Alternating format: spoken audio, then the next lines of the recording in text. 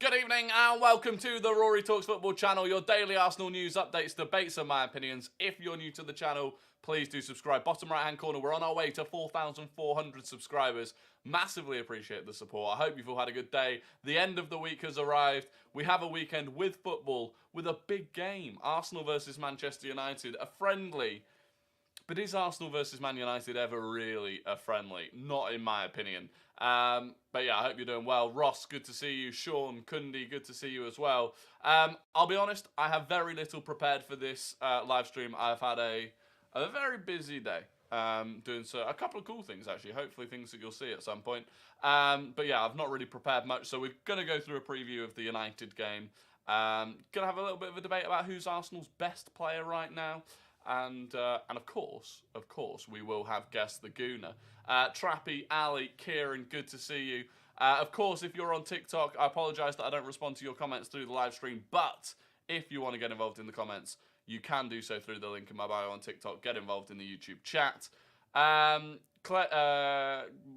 Lots of you in tonight. Good to see. Another Kieran Rogers, Jake Madaford, Clayzo, Dominic, Deadpool, Simon, Kieran. Good to see you all. Rory Talks Ball, sponsored by Domino's and Temu. Oh, I tell you what, the amount of emails I get from Temu is ridiculous.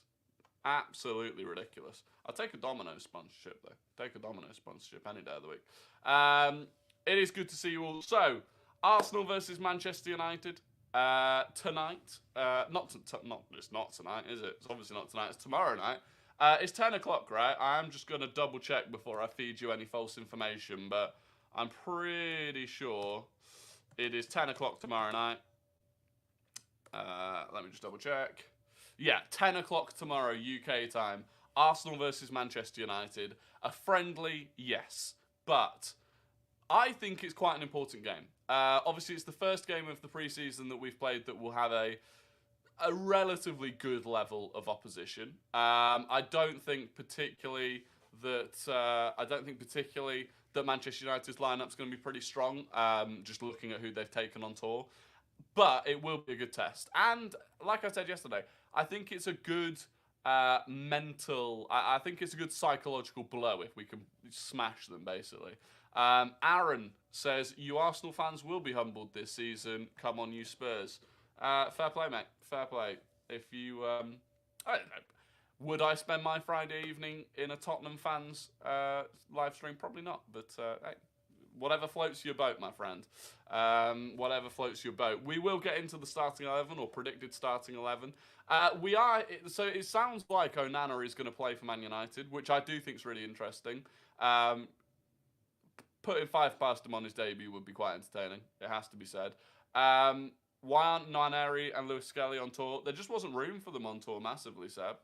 There wasn't room for them on tour. And they're also still playing. So I can't remember which squad they're with, but they are in England playing in a squad. So that's why they've not gone on tour. Remember, both of them are still 16. Obviously, Kozia Dubri's 18. Ruel Walters 18. He was the one that I was surprised didn't go. But that's why they didn't go on tour. And yeah, if you look at the squad that Man United have actually taken on tour, let me bring it up now. It's not good. So the squad that they've taken on tour, obviously they've got Casemiro looking like whatever you think he looks like. I think that's Botox, by the way, on Casemiro. God, you go onto the Man United website and it's just terrible. So they're goalkeepers, right? So they haven't taken a proper goalkeeper, although now they do have Onana. So they've got Onana. And then they've got Dalla, Fernandes, Lindelof, Maguire, Martinez, Shaw, Varane, Wan-Bissaka, Brandon Williams. So that is pretty strong. And then they've got Ahmad, Anthony, Casemiro, Christian Eriksen, Bruno Fernandes, Dan Gore, Hannibal, Mainu, Scott McTominay, Mason Mount, Pellistri, Sancho, and Donny van de Beek. And then the forwards, they've got Anthony Elanga, Amari Fulton, Garnacho, Martial, and Marcus Rashford. So I think they're massively light up top. In terms, I would expect they'll put out a strong lineup in the same way that we will. Obviously, having Onana go for the first time will be interesting for them, how he'll adapt.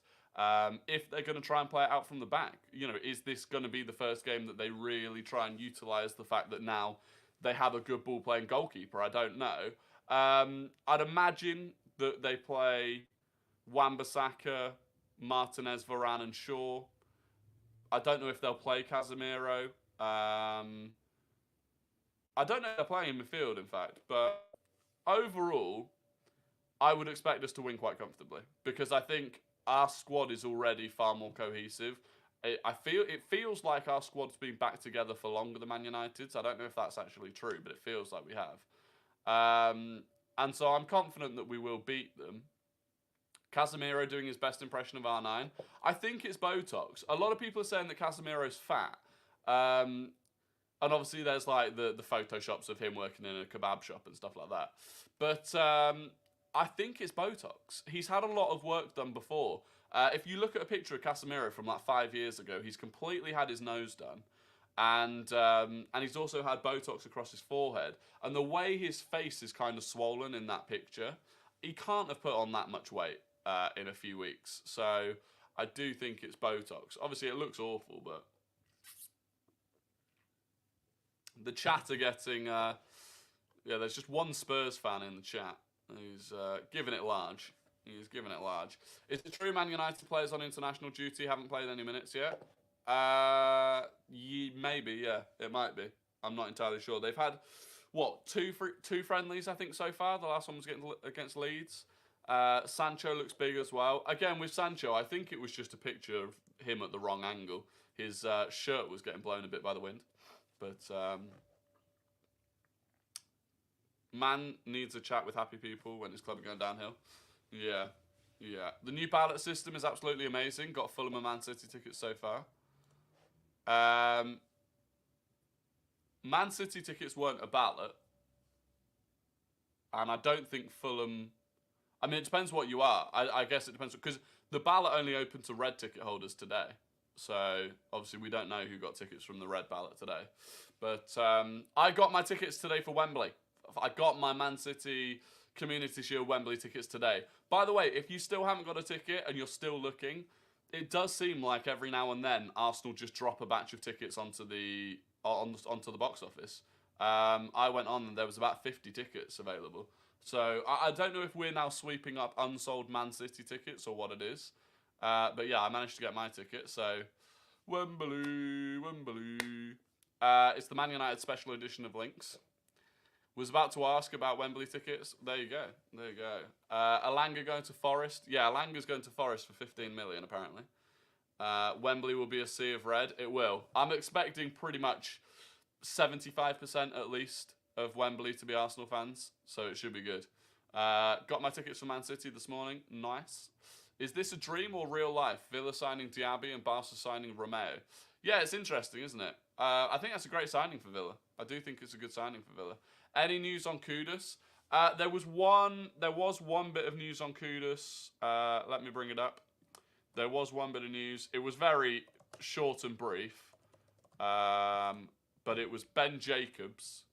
And he said, I think Mohamed Kudus is one to watch. Added bonus is he's versatile, so can play wide or attack in mid. So someone had asked Ben Jacobs, will Arsenal bring in a winger? If so, who is the favourite? And his response to that was Mohamed Kudus being one to watch. So that's the latest on him. Villa will challenge Europa this season. Going to be a very hard away game this season. Yeah, Villa are going to be good. I think they could even charge... I think they could challenge. It depends where they put their priorities, right? If they put their priorities on the Conference League, I think they'll struggle. But if they put their priorities on the league, I think they could challenge for that fifth spot. That fifth spot that should go to that should become a Champions League space. I think Villa could fight for that. Doubt we get Kudus. I don't know. We'll see. For me, he's the most important... I was thinking about this today. I think Kudus is the perfect signing for Arsenal. If you're talking about signing one player in the rest of the window, assuming that you can't get a Tchouaméni or a Caicedo or whatever, I do think Kudus is the one. Just because of the versatility, the fact that he can cover the right wing and that left 8 spot, I think he's perfect. 2021, 2022, 2023 record sellout in USA, one common denominator, Arsenal. Yeah, absolutely. Unai and Villa are a match made in heaven. They are. I think he's done a good job there. Who's better value, Diaby for 40 million or Harvey Barnes for 38.5? Diaby for 40 million, 100%, 100%. City squad looks awful. Everyone's leaving. Yeah, I don't know what's happening with City.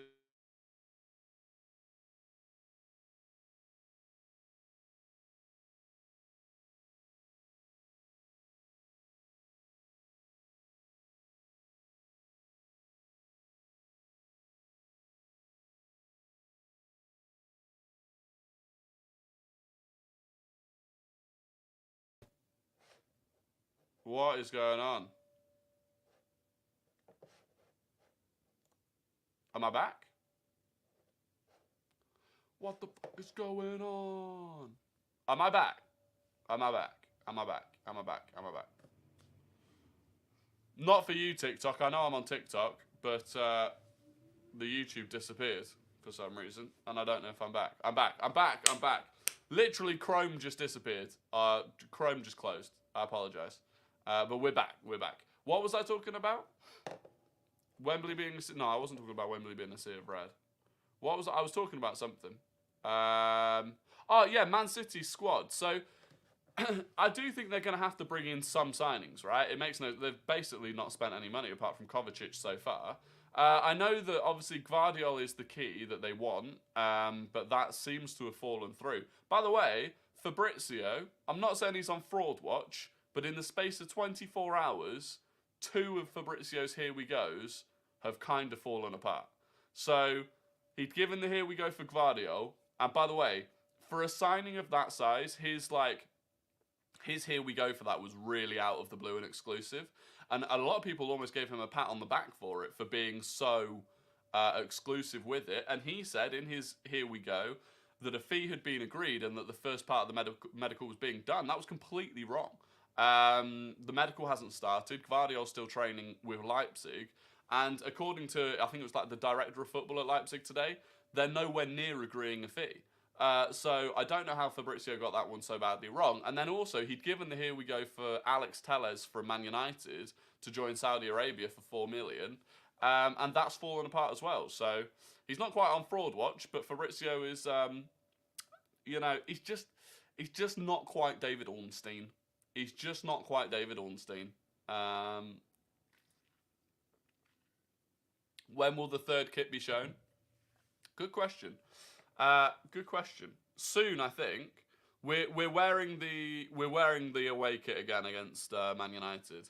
I don't even know if we've said when we're revealing it yet.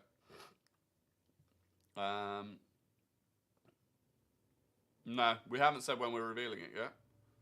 So last year we revealed it on the 29th of July. So I would imagine it will be maybe the end of next week. Maybe the end of next week. Romano dropping some clangers since he's been on Chelsea's payroll. Did you see that thing with Amari Hutchinson yesterday? Where Fabrizio put out like a whole video about Amari Hutchinson joining Ipswich. Which, by the way, let's talk about Amari Hutchinson joining Ipswich. In Arsenal's context, Amari Hutchinson's basic legacy as an Arsenal player is going to be... He basically is the example of why the grass isn't always greener on the other side. You know, he genuinely could have progressed at Arsenal, and he moved to Chelsea to get more game time, to get more first team game time, and he's been completely unused, and now he's out on loan at Ipswich. Terrible decision, and I thank him for making that decision, because I think it definitely factored into Ethan Nwaneri signing a contract. So, you know, you get what you get, and you don't get upset. But what a bad decision that was for him. But yeah, the whole Fabrizio thing was quite weird with that. He is potentially on Chelsea's payroll. Why isn't Kunku goal getting more attention than Havertz? Media against us. It is what it is. I wouldn't worry about the media. At least he gets free Ed Sheeran tickets. There you go. Is Patino staying? I don't know about Patino, because we heard at the start of the summer that Patino was going to leave, that it was amicable, that everyone had decided he was going to leave, and since then we've not heard much at all in terms of links for him moving away. And really, we should be getting a bit of money for him, So it'll be interesting. Do you think Chelsea or Spurs' new manager will have a bigger impact? I think Pochettino will have a bigger impact at Chelsea. I do think Pochettino will have a bigger impact at Chelsea. But he's being aided by the fact that they've cleared out so many players, which definitely makes it easier to manage the squad. Hutchinson's now about 18 to 24 months further behind in his development. Yeah, exactly. What's your top four? So my top four is City, Arsenal as 1 and 2 in some order. United, Liverpool as 3 and 4 in some order. And then actually I was thinking about this today. I then think Villa and Newcastle 5th and 6th in some order. I've got it in my head. It's kind of split into 2-2-2. When's the UCL draw? Another good question. I feel like at this point I'm kind of just a human Google. When is UCL draw? When is UCL draw? It is.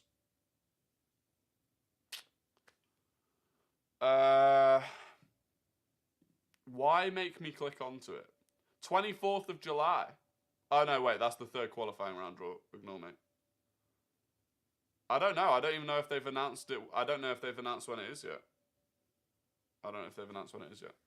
Oh, apparently August 31st, says someone.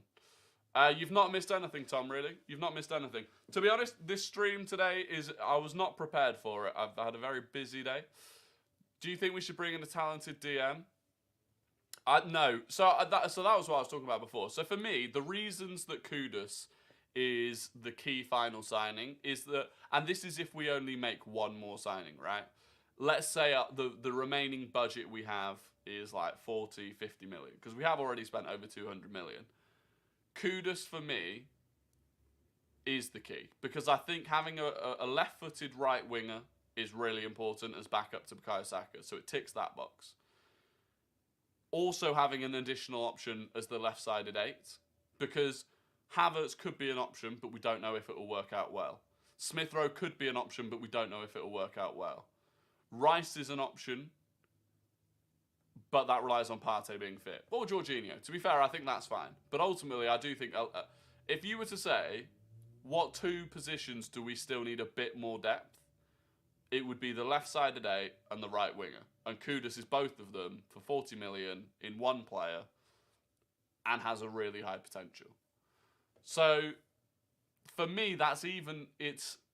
In terms of other options for that sort of money, you've got like Lavia is an option, but I don't think we need another 6 because we got 3 of them already. Aaron, good to see you. XCOM, yeah, stop spamming XCOM just a little bit. Sources say they can't reveal our first choice target for cover on the right wing to Saka, and that Kudus is option number 2. Thoughts on who our main target could be?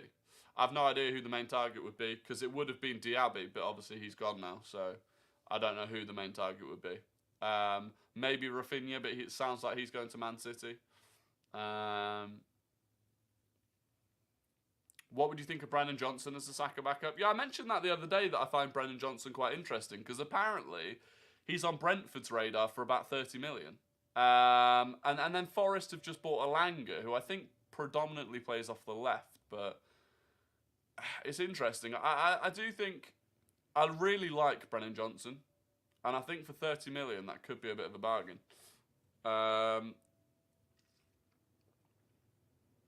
Kudus is better than Diaby.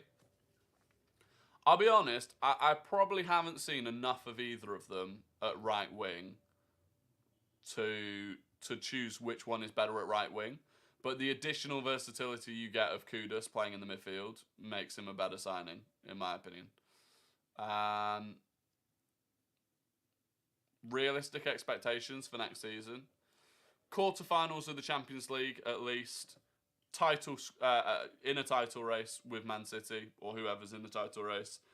And some sort of silverware. That's the realistic expectations for where we should be. Why haven't Arsenal sold anyone yet? This is a good question, and it's the next challenge. I think the biggest challenge that Arsenal have at the moment. Like, realistically, if we made no more signings this summer, I still think we go into next season in a very strong position. So the next big challenge is sales. The difficulty is a lot of the players that we're shifting on are deadwood. Like, it's difficult to get money for them. Some of them are on contracts that they shouldn't be on, which makes it even harder to shift them. Cedric and Pepe in particular. And this is, for me, this is the last batch of Arsenal players that will struggle to move on.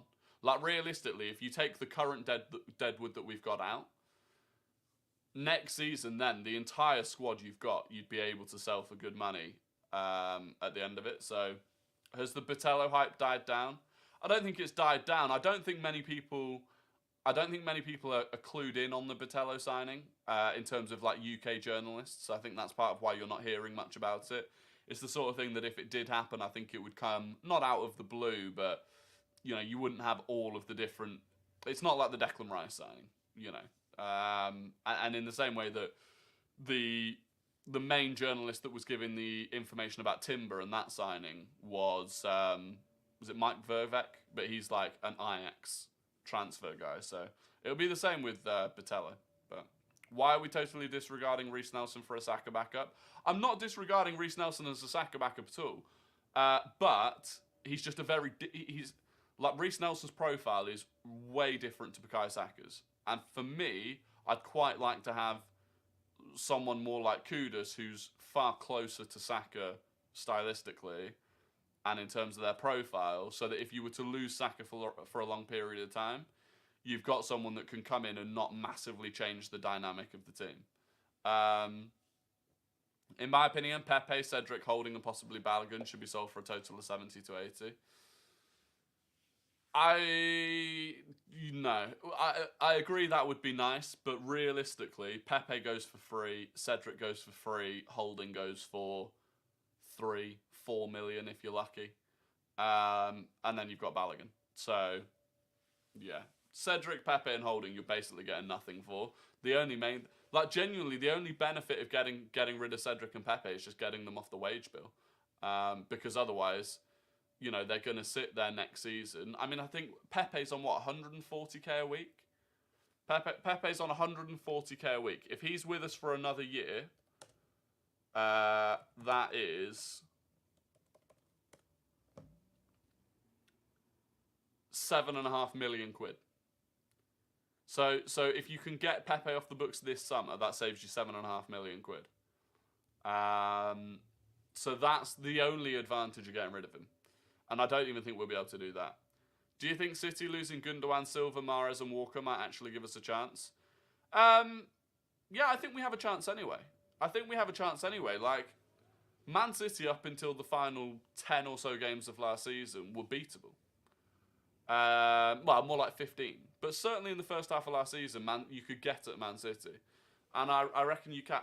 I reckon you will be able to again this season. And also, you've got to bear in mind that one of the issues it felt like for Man City, especially in the first half of last season, was that some players didn't seem like they were that bothered. And now they've won the treble, you might have that issue again. Some of those players that have won 3 Premier Leagues in a row, they've won the treble, are they going to be a bit bored? Are they going to have the same level of motivation that Arsenal players are going to have? It could be, you know, I don't know. Aaron with the $5 again. Do you find Man City struggling to keep up what they have done because of their lack of signings and their possible outgoings? I know the window isn't done. Well, we were already talking about it, but yeah. I don't think they're going to struggle, right? I think you can still look at that Man City team. I don't think they're going to struggle. I do think they'll make more signings as well. I think they've still got academy talent coming through. Rico Lewis, I'm sure, will play more next season. But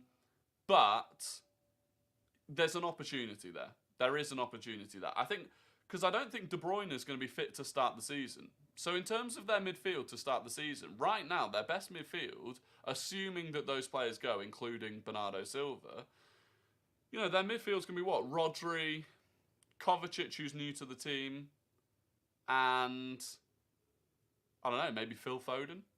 So I do think that there is an opportunity. I do think there's an opportunity. I think Arsenal, if we're going to win the league, I think we have to pull out a lead early on in the season. I think, you know, realistically, we were 8 points ahead at the best point if you assumed that City were going to win their games in hand. So yeah, I think there is an opportunity there, and we just have to take it if it shows up. There's no way they don't get many more big signings, especially with how much money they've made from academy sales. Yeah, exactly. They've made like 80 million from academy sales if all of those academy sales go through. I'll be honest, I find it a bit surprising that they're trying so hard with Guardiola. Like, I don't really think that centre backs is an issue they have. They've got John Stones, Ruben Diaz, Akanji, Ake.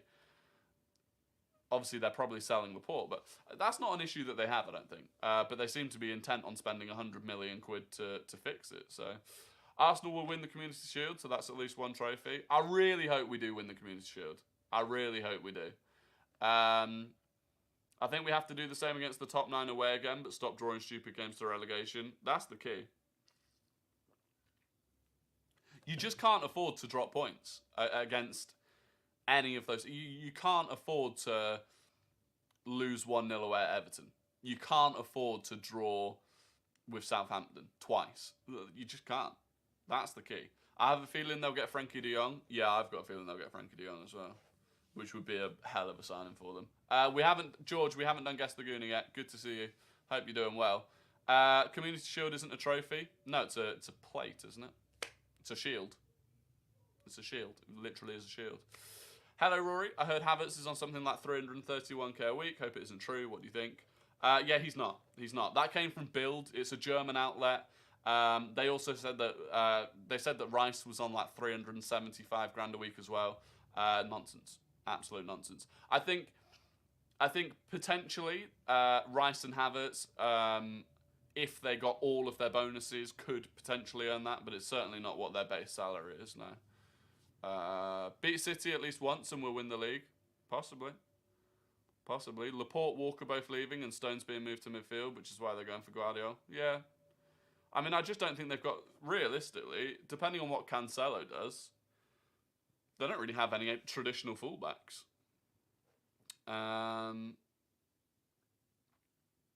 If Kane gets sold, do you think Spurs will finish in the bottom 7? Not bottom 7, no, but certainly not top 7 either. Vinny gets paid less? Yeah. Who's going to be our top scorer? Good question. Saka. I do think Saka will be our top scorer. Depends who takes penalties, to be honest. Assuming that Jorginho isn't often on the pitch, then I would assume Saka stays on penalties. And for that reason, I'd assume... I mean, not that we actually got that many penalties last season anyway. But, yeah, I do think Saka. If we could get the players we need out the door but sign nobody else, have we had the best transfer window? Yeah, I think so. I think so. I think we've had an unbelievable transfer window. In terms of signing players to new contracts as well, I know that's not officially part of a transfer window, but we've done unbelievably well. Would De Zerbi be considered as Pep's successor? Because Arteta will obviously not go. The only thing I'd say about that is that Arteta obviously will not go. I wouldn't count your chickens. I wouldn't count your chickens. It does worry me that Arteta ends up replacing Pep. It does worry me. I would hope that he wouldn't, but it does worry me. Do you think Odegaard is bagging the same amount of goals and assists this season? No, actually. I don't think he will. And the only reason I don't think he will is that I think he will play slightly deeper this season. I think he'll play slightly deeper this season, and you'll get either a Havertz or a Trossard or a Smith Rowe playing slightly further ahead on the left-hand side. Particularly if you've got Timber inverting from the right. I think that's what we'll see more of. What will happen to Smith Rowe, Marquinhos and Nelson if we keep buying backups like Kudus, who have levels to conquer? They'll leave. They'll leave. Like, the harsh reality is, and this is what I'm saying about, once this group of Deadwood have gone, the Cedrics and the Pepes and the Holdings and the El Nenis, after that, any sale you make is going to be a good player. Any sale you make is going to be a player that you've probably got some attachment to. Which is good for the health of the club, but obviously it does mean that, you know, you're losing players that you don't necessarily want to lose, but that's what it's like at the top. Another $5 from Aaron. What a legend. I was in Twitter Spaces, and people were saying that Guardiola is better than Saliba. I know people don't watch him week in, week out. Maybe I'm biased. Yeah, it's one of those. I've not watched enough of Guardiola to judge him compared to Saliba. If he plays for Man City, great. We can judge them in the same league, in the same competitions. I feel like Saliba's probably slightly more developed now, having had a season in the Premier League, which I just do think is the highest standard in the world. But yeah, it's interesting. It's interesting. I feel like, obviously, Man City fans are going to say that Gvardiol is better. Obviously, it's worth noting that Gvardiol is going to cost about 100 million, where Saliba costs less than 30 million. But yeah, it's interesting. I don't know. To be honest, I genuinely would love to see them playing in the same league. I think that's the only way to tell. Gvardiol is 100% better than Saliba. It's not a discredit to Saliba. But again, I mean, how much of Gvardiol have you seen? Because there are clips I've seen of Gvardiol where he looks unbelievable. There are clips I've seen of Gvardiol when he's getting absolutely turned inside out by Lionel Messi. So it's difficult. It's tricky. Anyway, it is time for Guess the Gooner, the game where I give you an ex or current Arsenal player's career path minus the Arsenal part of it, and you have to guess who that player is. First person to get it correct in the YouTube chat gets the immense pride and respect of the Rory Talks Football community and the wider Arsenal community. They get to go down to dinner tonight and tell their parents and their family and their girlfriend and their wives and whoever else that they are the Guess the Gooner champion. And today, I was actually thrown off a bit because I usually use Transfermarkt, and for some reason Transfermarkt was down. But I do have a player. Now, in my opinion, this is a difficult one. In my opinion, this is look at you trying to get names in the chat already before I've even started. Look at you. Anyway, this is today's Guess the Gooner. It is difficult. This player went on loan to Brentford, on loan to Coventry City, on loan to Nottingham Forest, on loan to Hull City, on loan to Brighton and Hove Albion, on loan to St Troiden. They then went to PAOK, or PAOK Salonika. They then went to Middlesbrough, where they went on loan to PAOK Salonika. And they're now at Middlesbrough. Who is it? I can see someone's got it, but was it the first person? I've got to go way back through the list. Wasn't Flamini, wasn't Rosicki, wasn't De Silva, and so there you go. It was, and it's Jake Madaford who's won it. Chuba Akpom. It was Chuba Akpom. Jake Madaford is the winner, and fair play to him because that was a difficult one. That was a difficult one. Jake is the winner, not for the first time. MCW came second. It's J.K. came third. William Saliba came fourth. And N. Boss came fifth. Chuba Akpom. Fair play, Jake Madaford. Very well done. That was a difficult one. MCW says, I said it first. Well, MCW. According to mine, your only messages, you said De Silva, and then Jake Madaford said Akpom, and then you said Akpom. But you were definitely after Jake Madaford, unfortunately. Unfortunately, you were definitely after Jake Madaford.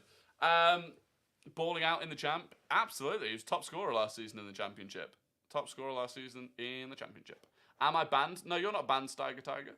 You're not banned. It is 2 in a row for Jake Madaford. It is 2 in a row for Jake Madaford. He's slapping both of them down on the dinner table tonight. Back to back.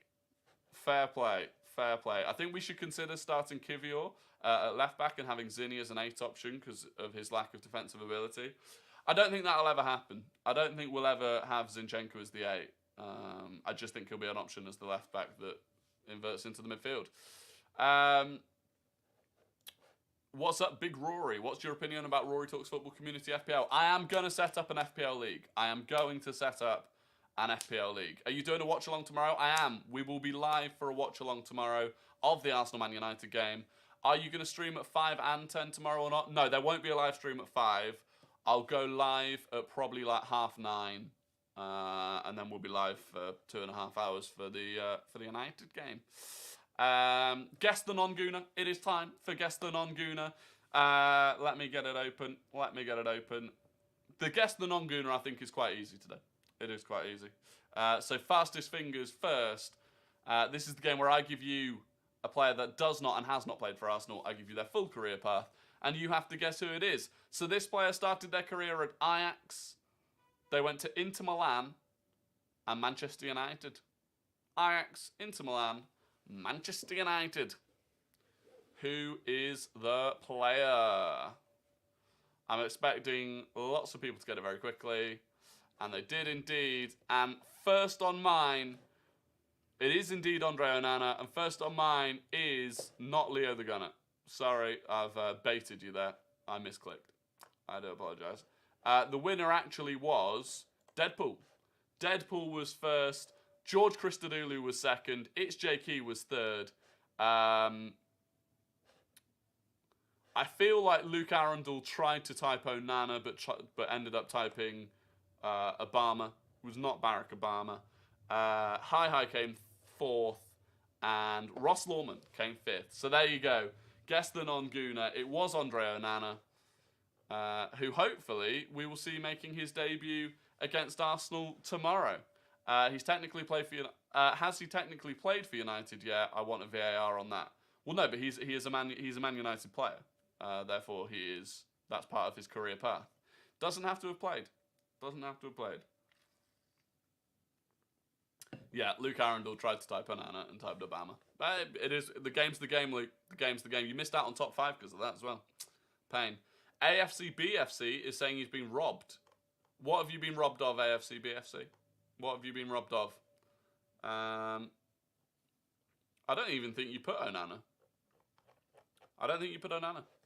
If we get Kudus, do you think he'll be the biggest... if we get Kudus, who do you think will be the biggest problem if they get injured? If we've got Kudus, who would be the biggest problem if they got injured? That's a good question. That is a good question. At that point, I think it'd be Declan Rice. Just because you play so... Like, I feel like Declan Rice will play pretty much every game. Either as the 6 or the 8. Ramsdale? Possibly Ramsdale, yeah. It's still Saliba. I'd be fairly comfortable moving Ben White to centre-back and putting Timber at right-back. Or even... Well, I don't know about Timber as the centre-back. Just because I've not seen it, but... Either way, between Timber and Ben White, I think we're covered if Saliba gets injured. Ramsdale's a shout, yeah. The drop-off from Ramsdale to Turner, although I quite like Turner, but... yeah, good thing he barely gets injured, yeah. Yeah, Declan Rice's injury history is really good. Saliba's defending in our system, 1v1 is next level. White and Timber can't do. White, I agree. Timber, I think, possibly can. Timber, I think... from what I've seen, Timber is good in one-on-ones. Apart from when he got absolutely rinsed by Mudryk. But if you ignore that happened... Turner has no feet. Yeah, that's the problem with Turner. That is the problem with Turner. But I said, so my starting 11 for the United game tomorrow would be this. Partially based on the fact I want to batter them. Partially based on the fact that I want to see these players play. So Ramsdale in goal. Timber at right back. Saliba, Gabriel, and Kivior. Rice, Havertz, Ødegaard. I think we need to see that midfield more, and that they need to start gelling if that's going to be the midfield. And then Saka, Jesus, Martinelli.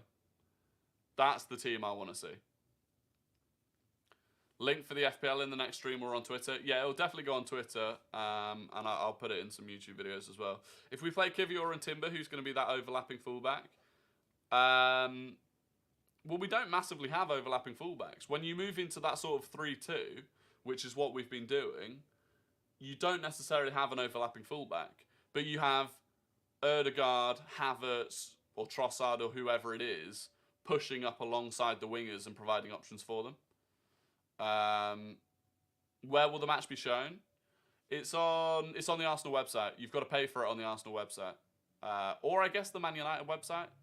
I don't really know. See Newcastle fans saying Lewis Hall is going to cook at them next season. Is Lewis Hall going to Newcastle? Because Chelsea fans love Lewis Hall, so if he's going to Newcastle, that's quite big. Do you think Timber will be signing of the season? He was so cheap. I definitely think he'll be value signing of the season. Yeah. I feel like Evan Ferguson's the final piece of the jigsaw. Defo not Total Sportec. Yeah, if you want to watch it on Total Sportec, then Go for it. Free for me gatekeeping there. Really hope Ramsdale improves his penalty saving skills. One of his biggest flaws last season. Yeah, but again, I feel like penalty saving's not like a massive... Of all of the flaws that a goalkeeper could have, penalty saving is kind of the least problematic, I think. Should Arsenal replace Saka with... nearly fell for that. Nearly fell for that. What do you rate each of the big six's transfer windows out of 10 so far? So I only do the big five anymore. So for me, Arsenal's 9 out of 10. If we make the sales, it'll be a 10 out of 10. Man City, I'd give them a 7 because they've made a lot of money on sales, which they need to do. So I'd give them a 7. Man United, I'd give a 6. They're struggling to sell players. I think Onana is good. I think Mount's good but unnecessary. And I think a striker should be their absolute priority. And I think they should have got Kane. Liverpool, I'd give an 8. I think they've rebuilt the midfield. I think they still need one more in the midfield probably. And I think they need another left centre-back. But I'd say Liverpool have done well. And then Chelsea. I'd say Chelsea have actually done all right. They've moved on a lot of that deadwood. The first thing Chelsea had to do was massively clear out their squad. So I'd give Chelsea a 6 because they've still got to do the sales. They haven't bought. They've still got to buy players. They haven't got any. They've got that Jackson guy. I think he's good, but I don't think he's the sort of level that you need to compete for the top 4. They have sold Elanga and Telles and nearly Dean Henderson today. Telles fell through. The Telles sale fell through. So, yeah, Elanga.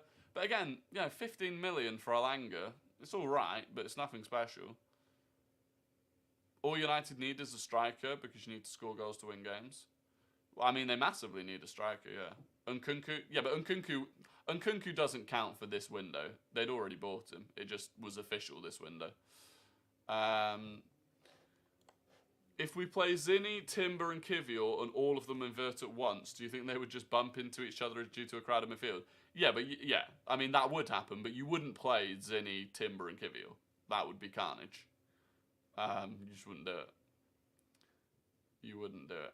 Anyway, that is going to be the end of the stream. I massively appreciate you all for tuning in. As always, it's good to see you all. And I apologise that I wasn't as prepared for today's stream as I normally am. So I apologise for that. But look, it's been a good one. I will catch you all tomorrow for the game. So I'll be live. Yeah, I'll be live at about 9:30 tomorrow. Oh, hang on. Sorry. Aaron has given another $5. Unbelievable. We will do it. Aaron, do you think that Arsenal can beat teams like PSG, Bayern or Barca? Because I feel like I downplay ourselves, but those teams could also batter us. I think we should beat, currently, we should beat PSG, Bayern and Barca. We should. Absolutely, we should beat them. Barca got beaten by Man United last season. And truthfully, they didn't really outplay Man United. And we were far better than that United team. PSG are a shambles. And Bayern, I think, again, are kind of in a bit of a rebuild. And I think we should beat them. So, yeah, I think all three of them we should beat. Which is why, even though I keep saying, for me, quarterfinals of the Champions League is kind of the expectation that we should get to. In reality, Man City are the only team in the world that I think beat us more often than not. That is genuinely how I feel. So there we go. But like I was saying, Aaron, I massively appreciate you in the Super Chats today.